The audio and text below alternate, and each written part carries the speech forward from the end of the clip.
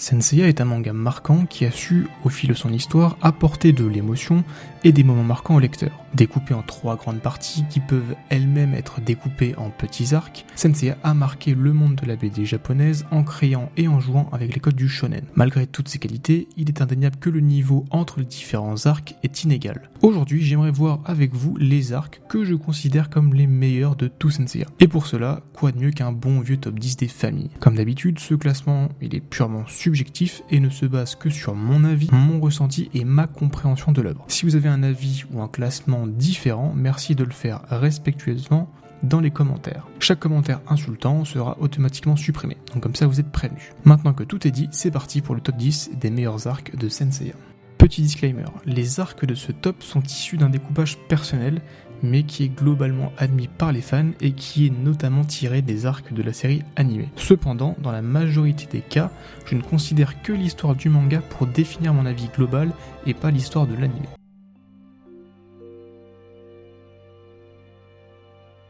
Je commence directement en trichant puisqu'il ne s'agit pas vraiment d'un arc mais plutôt d'une histoire inédite sur Yoga. On y suit le jeune bronze en Sibérie où il va devoir faire face au peuple de Bluegrad et notamment leurs guerriers, les Blue Warriors menés par Alexa. Bien que cette histoire unique au manga soit la base qui a inspiré le film de Asgard ainsi que l'arc de la série animée, l'histoire n'en reste pas moins extrêmement basique. Les événements s'enchaînent assez rapidement sans vraiment prendre le temps de poser les nouveaux antagonistes et la résolution de l'intrigue se passe en quelques cas seulement. L'idée de base est bonne, mais la mise en scène de celle-ci n'est pas assez travaillée. On peut se consoler en se disant que l'histoire a été plus développée dans le film 2. En tous les cas, cette histoire reste pour moi comme la moins bonne de tout Saint Seiya.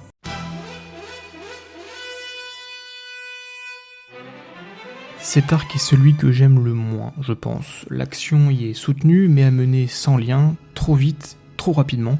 Les événements se passent dans un laps de temps bien trop court et Kurumada nous donne trop d'informations trop rapidement. On passe du mystère de la sœur de Seiya à la révélation que Saori est Athéna, puis à la révélation qu'Ikki est toujours vivant, puis à la révélation que Sheina aime Seiya, puis à l'arrivée d'Ayelia, et tout ça en quelques jours dans le manga. Et ne parlons même pas de l'adaptation animée qui a réussi à nous fournir des épisodes filler qui sont très moyens, et surtout le pire ajout qu'une adaptation Saint Seiya n'ait jamais fait, les Steel Saints.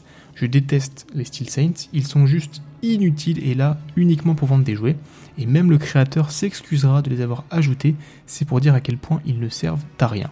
Après, tout n'est pas acheté. On a de bonnes idées de mise en scène, que ce soit dans le manga ou dans l'anime. On a des révélations et de grandes avancées dans l'intrigue, mais elles arrivent trop vite, trop facilement. On a l'impression que Kurumada a sorti le plus vite possible toutes les intrigues pour pouvoir passer à l'arc d'après. C'est dommage, ça aurait pu être un arc majeur si le mangaka avait pris plus son temps pour développer l'histoire et amener les révélations de manière plus douce.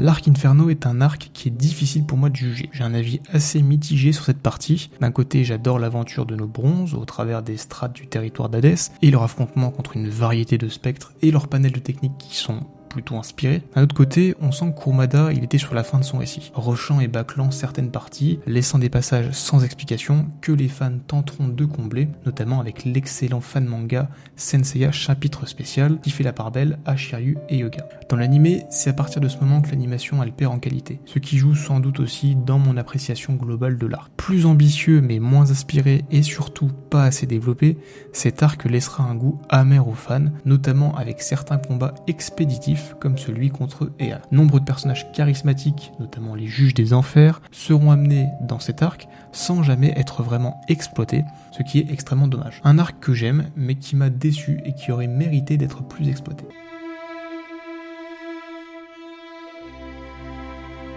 Partie finale du manga Saint Seiya, l'arc Elysion ou Elysion est pourtant l'un des arcs les plus rushés par Kurumada. Dans un contexte de baisse d'intérêt de la part des fans, couplé à la fin de la diffusion animée, Kurumada a sûrement été contraint d'abréger son manga, ce qui se ressentira particulièrement dans cet arc et également dans l'arc Inferno. Combat contre les dieux jumeaux poussifs et peu ambitieux, utilisation de 2 Deus Ex Machina, notamment Poséidon pour les God Claws et l'apparition, comme par miracle, des God Claws.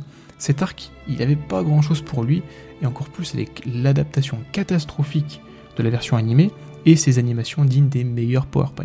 Pourtant, l'arc, il a su me garder accroché au manga, sûrement grâce à son antagoniste final, Hadès. Teasé depuis plusieurs tomes, nous voyons enfin l'apparence du maître des enfers. Charismatique, puissant et froid, des caractéristiques qui donnent une prestance incroyable à Hadès. Le combat final, bien que pas spécialement incroyable, a le mérite d'oser tuer son protagoniste principal, montrant bien le cruel destin qui guidait nos héros. J'ai longtemps hésité à mettre cet arc plus bas dans le classement. Pourtant, un sentiment étrange me fait l'apprécier. Est-ce de la nostalgie de voir une aventure commencer 28 tomes plus tôt se terminer, ou peut-être le regret de ne pas avoir pu voir la suite directe telle qu'elle avait été annoncée par Kurumada dans son interview dans le club Dorothée en 90. Dans tous les cas, et même si c'est clairement la place la plus subjective, je pense que l'arc Elysion mérite sa place, au moins pour nous avoir fait vibrer avec la mort temporaire de Seiya.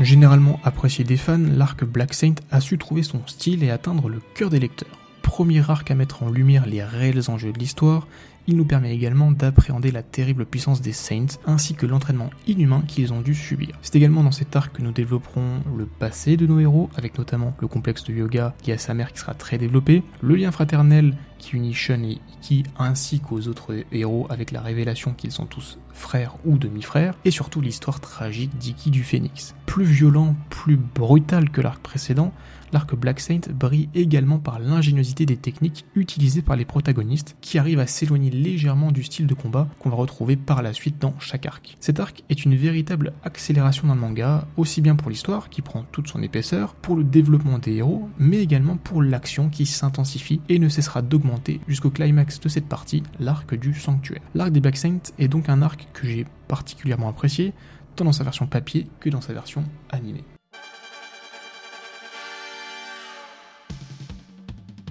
Un des arcs les plus emblématiques du manga, c'est avec cet arc que nous faisons connaissance avec l'univers de Masami Kurumada, et c'est aussi celui qui introduit les héros de l'histoire. On y retrouve d'ailleurs des passages iconiques, comme l'oreille coupée de Cassius, la première fois que Seiya revêt son armure, l'arrivée d'Ikki, ou encore le combat le plus mythique de l'œuvre, avec l'affrontement de Seiya et de Shiryu. On découvre la détermination de Seiya, qui est prête à tout pour sauver sa sœur, même s'il l'oublie un petit peu par la suite.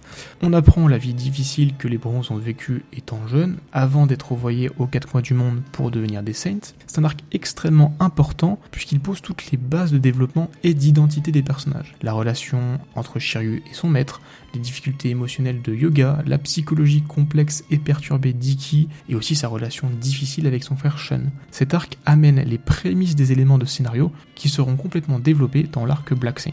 De la mise en place, un peu de développement, de l'action et l'arrivée des premières péripéties, cet arc est clairement fait pour garder le lecteur en haleine et il le fait extrêmement bien, que ce soit dans sa version manga, plus trash à certains passages, ou dans sa version animée, qui nous aura fait vibrer durant la scène de mort de Shiryu. Cependant, on ne peut pas nier les quelques défauts qui entachent l'arc. Déjà, le fait que les bronzes sont totalement éclipsés et sans aucun développement. On peut également émettre quelques réserves sous la forme de l'arc. Déjà, le fait que les bronzes mineurs sont totalement éclipsés et sans aucun développement. On peut également émettre quelques réserves sur la forme de l'arc. Pourquoi avoir grillé dès le début la cartouche du tournoi inhérent à chaque shonen, mais qui ici est très mal exploité.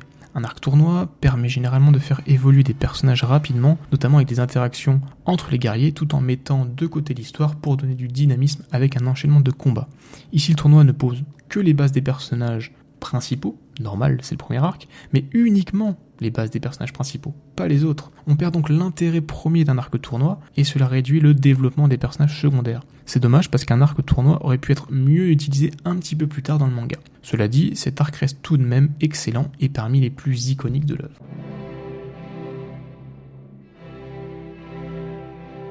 Arc que je considère comme une transition ou un tampon entre les deux gros arcs majeurs du Sanctuaire et d'Hadès, cet arc a pourtant tout pour plaire. Un antagoniste divin avec une réelle motivation, des guerriers marina charismatiques, un complot fomenté par un canon tout aussi imposant que son frère Saga, sur le papier c'est un sans faute, il aurait pu être le meilleur arc de la série.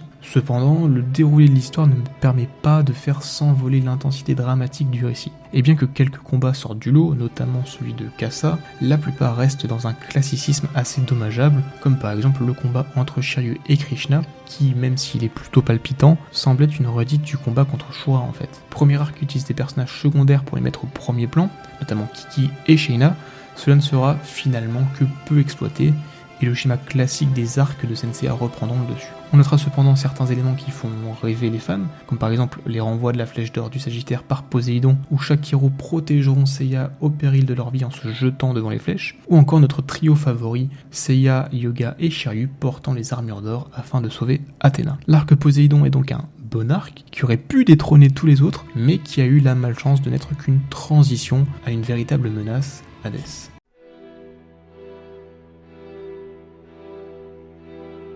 Asgard est un arc filler exclusif à l'anime, inspiré par la Hyuga Story, dont on a parlé plus tôt, ainsi que par le film de Asgard, dont certains éléments non inclus ont été ajoutés ici.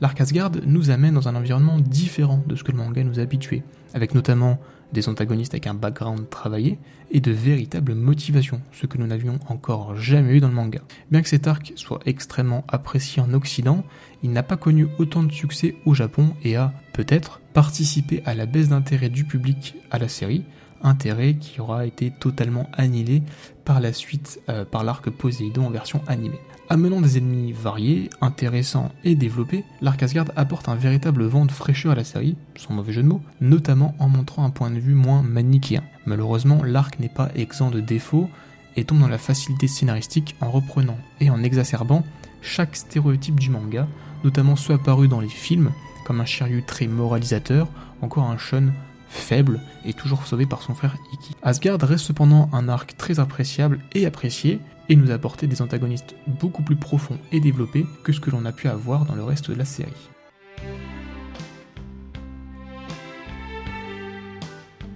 C'est l'arc emblématique de Senseiya, celui qui le représente, mais aussi celui qui a créé les clichés que Kurumada reprendra peut-être un petit peu trop souvent par la suite de son œuvre. Cet arc, c'est un des meilleurs de la série pour moi. Il mêle suspense, tension, combat dantesque, révélation, rebondissement et émotion d'une main de maître. Fini les combats trop faciles qui se terminent rapidement, ou l'enchaînement de personnages inutiles pour arriver au boss final. Ici, chaque antagoniste, chaque gold est un boss final. Nos héros seront mis à rude épreuve et leur vie mis en danger à chaque nouvelle maison. L'enchaînement des combats et la séparation des héros à certains moments permet à l'arc de garder une intensité dramatique constante sans pour autant être redondant. Même si les combats ne brillent pas forcément par leur ingéniosité, chaque gold apporte des techniques uniques et spécifiques qui donnent du challenge et une difficulté différente à chaque combat. Combats qui sont d'ailleurs parmi les meilleurs de la série, avec un véritable impact psychologique et physique pour les bronzes. En plus de confronter leur puissance, cet arc permet aux bronzes de confronter leur vision de la justice et aussi leur dévotion à Athéna. L'arc du sanctuaire est pour beaucoup leur arc favori et il le mérite amplement. Cependant, même s'il a créé les codes de l'enchaînement de combats dans les mangas, un autre arc vient le surpasser de peu. Un arc en tout point identique, mais amené d'une manière différente, plus originale et surtout bien plus dramatique.